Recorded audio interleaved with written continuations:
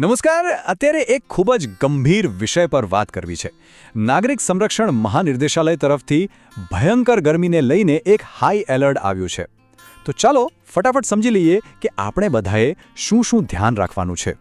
જુઓ, સૌથી પહેલાં તો આ આંકડો મગજમાં બેસાડી લો. 55 ડિગ્રી. જી હા, 55 ડિગ્રી સેલ્સિયસ. આગાહી છે કે તાપમાન આટલે સુધી પહોંચી શકે છે. આ કોઈ મજાકની વાત નથી. આ એક ખરેખર ખૂબ જ જોખમી પરિસ્થિતિ છે. અને બસ આ જ કારણ છે કે સત્તાવાર રીતે ઓફિશિયલી હાઈ એલર્ટ જાહેર કરી દેવાયું છે. અને હળવાશથી લેવાની ભૂલ બિલકુલ ના કરતા. ઓકે, તો આ હાઈ એલર્ટનો મતલબ શું? અને ખાસ કરીને કયા સમયે આપણે સૌથી વધુ સાવધાન રહેવાનું છે? ચાલો એની જ વાત કરીએ. તો આ તારીખો નોંધી લેજો. એલર્ટ 29 એપ્રિલથી શરૂ થઈને 12 મે સુધી રહેશે. પણ આખા દિવસમાં જે સૌથી ખતરનાક સમય છે ને, એ છે દરરોજ સવારે 10 વાગ્યાથી લઈને બપોરે 3 વાગ્યા સુધીનો. આ 5 કલાક એને પીક ડેન્જર ઝોન સમજો. સૂચના બિલકુલ સ્પષ્ટ અને સીધી છે. સવારે 10થી બપોરે 3 વાગ્યાની વચ્ચે ગમે તેટલું જરૂરી કામ હોય, ઘરની બહાર નીકળવાનું ટાળો. કારણ કે આ જ એ સમય છે જ્યારે લૂ લાગવાનો કે ગરમીને કારણે ગંભીર રીતે બીમાર પડવાનો ભય સૌથી વધારે છે. ઠીક છે, તો બહાર નથી જવાનું એ તો સમજી ગયા. પણ ઘરમાં રહીને આપણે પોતાની અને પોતાના પરિવારની સુરક્ષા માટે શું કરી શકીએ? ચાલો હવે એના પર આવીએ. કેટલીક બહુ જ મહત્વની ટિપ્સ છે. જુઓ, સૌથી પહેલી અને સૌથી જરૂરી વાત છે હાઇડ્રેશન. શરીરમાં પાણી ઘટવું જ ના જોઈએ. એટલે પુષ્કળ પાણી તો પીવાનું જ છે, પણ એની સાથે સાથે છાશ, દહીં કે પછી બીલાનો રસ આવા ઠંડા પીણા લેતા રહો. આ બધું શરીરને અંદરથી ઠંડક આપશે. હવે ઘરની અંદર પણ અમુક વસ્તુઓનું ખાસ ધ્યાન રાખવાનું છે. પહેલું, ઘરમાં હવાની અવરજવર જળવાઈ રહે એ માટે બારી બારણા ખુલ્લા રાખો. બીજું, મોબાઈલ ફોન જેવી વસ્તુઓ ગરમીમાં વધારે ગરમ થઈને ફાટવાનો ભય રહે છે, એટલે સાવચેત રહો. અને ત્રીજું અને સૌથી અગત્યનું, જો જરા પણ ગભરામણ થાય, શ્વાસ લેવામાં તકલીફ પડે કે ચક્કર આવે, તો 1 મિનિટ પણ રાહ જોયા વગર તરત ડૉક્ટરનો સંપર્ક કરો. હવે એક એવી ચેતવણી છે જે સાંભળીને કદાચ નવાઈ લાગશે, પણ આ બહુ ગંભીર છે. આટલી ગરમીમાં સાપ અને વીછી જેવા જીવજંતુઓ પણ ઠંડક શોધવા માટે પોતાના દરમાંથી બહાર નીકળી પડે છે. અને એ ક્યાં આવી શકે? આપણા ઘરોમાં, બગીચાઓમાં. એટલે ખાસ સાવધાન રહેવાની જરૂર છે. આ ગરમી ફક્ત જીવંત વસ્તુઓ માટે જ નહીં, આપણા વાહનો માટે પણ ખતરનાક છે. ખાસ કરીને કાર. તો ચાલો જોઈએ કે કારના મામલે કઈ કઈ સાવચેતીઓ રાખવી ખૂબ જરૂરી છે.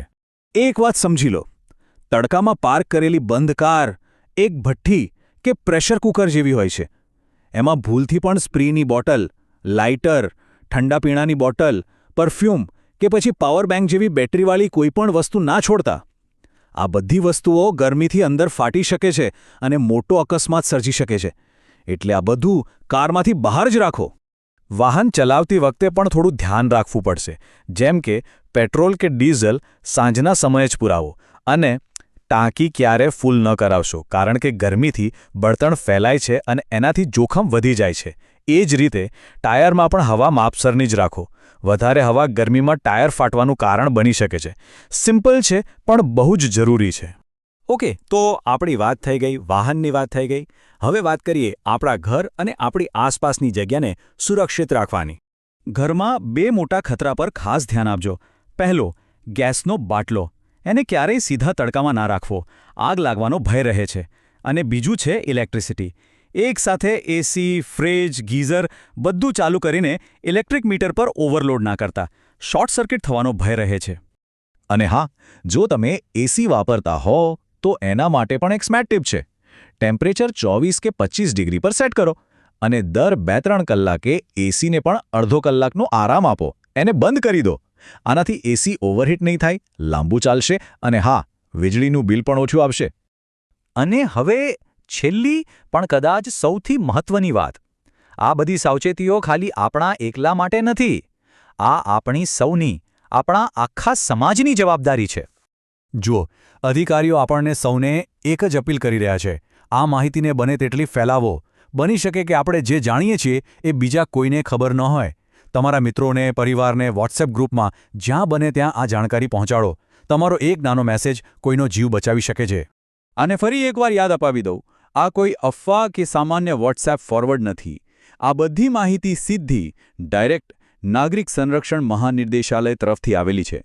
એટલે કે આ એકદમ સત્તાવાર અને ભરોસાપાત્ર ગાઈડલાઈન છે. તો બસ હવે માત્ર જાણવું પૂરતું નથી, એના પર અમલ કરવાનો અને બીજાને જણાવવાનો સમય છે. જરા વિચારો, આ બધી વાતોમાંથી એવી કઈ એક વાત છે જે તમે અત્યારે જ કોઈને જણાવીને એમને સુરક્ષિત રાખી શકો છો? ચાલો, પોતાનું અને પોતાનાઓની કાળજી લઈએ. સુરક્ષિત રહીએ.